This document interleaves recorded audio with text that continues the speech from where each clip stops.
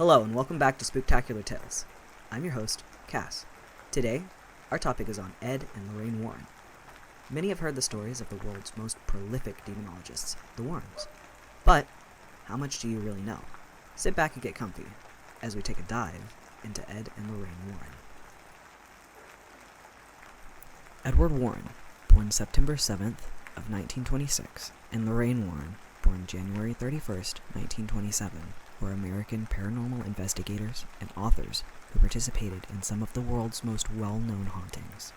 Edward was a self-taught and self-professed demonologist, author, and lecturer. Lorraine professed to be clairvoyant and a light trance medium who worked closely with her husband. In 1952, the Warrens founded the New England Society for Psychic Research, NESPR, the oldest ghost hunting group in New England.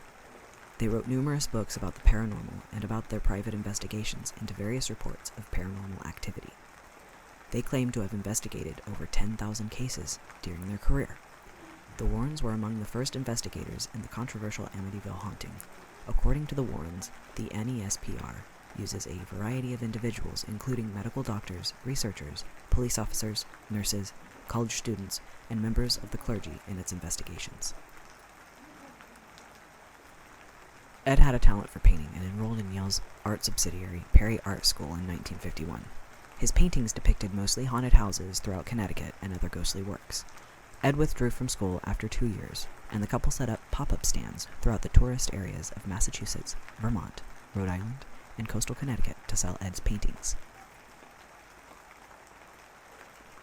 Ed's interest in the paranormal went beyond his paintings and drawings.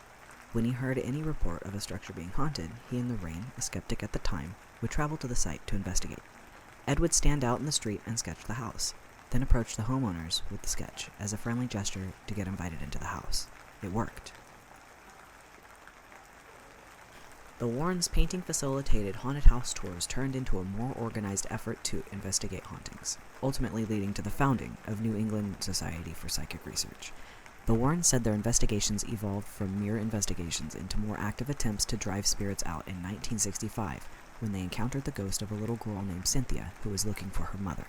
From that point on, they decided to dedicate themselves to helping people afflicted by the supernatural. Since that time, NESPR has grown from just the Warrens to a network of medical doctors, researchers, police officers, nurses, and college students, according to their site. Their method follows the Warrens' example of a mixture of religion and something resembling science. For the past several years, leadership of the society has been assumed by the Warrens' son-in-law, Tony Spera. Stories of ghost hauntings popularized by the Warrens have been adapted as movies and have indirectly inspired dozens of films, TV series, and documentaries, including 17 films in the Amityville horror series and 7 films in the Conjuring universe.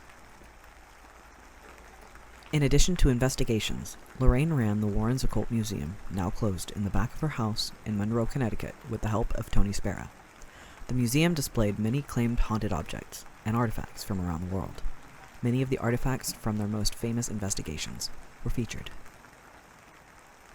The museum was closed for zoning violations because the use is not allowed in residential neighborhoods, but that has not stopped occultists and tourists from descending upon the small dead-end street.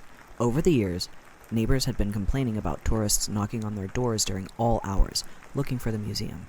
Not only were they getting disturbances in the middle of the night, but there was extra trash and litter being found constantly, a case of public urination, cigarette butts being found in yards, and a loss of parking due to the extra flock of people looking for this spooky place. With the museum being closed, Tony Spera made a small announcement that they are looking for new space to set up the museum on Sunday, April 8th, 2018. In order to deter trespassing, signs, cameras, and extra security lights have been posted on the property. No further word on the subject has been heard. Annabelle is said to be the worst item in Ed and Lorraine Warren's Real Occult Museum, but there are plenty of other contenders. Many of the objects, including dolls and toys, are said to have been possessed or haunted by spirits, according to the Warrens. Objects also include demon masks, satanic tools, death curses, and psychic photographs that line the walls and clutter the shelves. The Warrens have a range of items they say are defiled by evil, all locked away in the basement. People can visit the museum, though it's currently closed due to zoning issues, through special events called Warrentology. Ed and Lorraine Warren's most notable investigations are Annabelle, Amityville, Enfield Poltergeist, Cheyenne Johnson, Snydecker House, Smurl Family, and Union Cemetery. Ed Warren passed away on Wednesday, August 23, 2006, at the age of 79 at his home with his beloved wife of 61 years. Lorraine Warren, at the age of 92, passed on Thursday, April 19, 2019, in her home.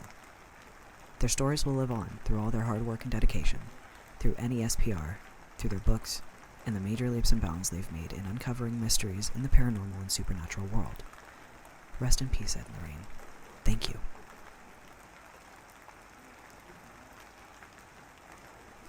Thank you for tuning in to Spooktacular Tales. We hope you've enjoyed the program. Come back next time for a special episode on the missing Disney cruise member, Rebecca Corium.